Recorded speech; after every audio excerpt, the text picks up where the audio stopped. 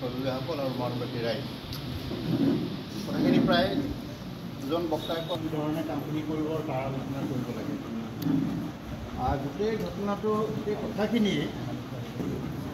আৰু ইতিমধ্যে আমাৰ জুবিন গাৰ্গে আমাক এটা কথা দেখুৱাই থৈ গৈছে এতিয়াও গ্ৰহণ কৰি আছে অৰ্থাৎ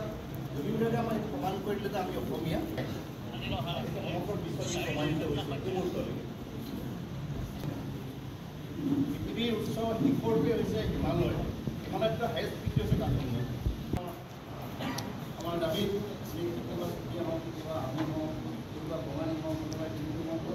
মৰাণ মিলিত শিল্পী সমাজৰ উদ্যোগত নাট্য মন্দিৰ প্ৰাংগণত আজি এখন ৰাজহুৱা সভা অনুষ্ঠিত হয় আৰু এই ৰাজহুৱা সভাৰ সৰ্বসন্মত সিদ্ধান্ত অনুসৰি নাট্য মন্দিৰ চৌহদত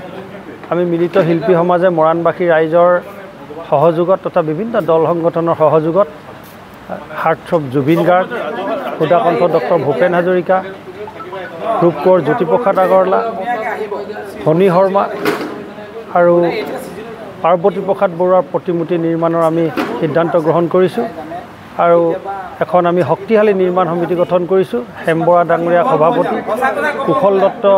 আৰু সূৰ্য বৰগোহাঁই ডাঙৰীয়া কাৰ্যকৰী সভাপতি অনুপজ্যোতি ভূঞাক মুখ্য সম্পাদক হিচাপে লৈ সমিতিখন গঠন কৰিছোঁ আৰু এই নিৰ্মাণ সমিতিখনে প্ৰতিমূৰ্তিৰ লগতে নাট্য মন্দিৰ চৌহদত এটি শিৱ মন্দিৰ নিৰ্মাণ কৰাৰ সিদ্ধান্ত গ্ৰহণ কৰিছে আৰু পৰ্যায়ক্ৰমে এই গোটেই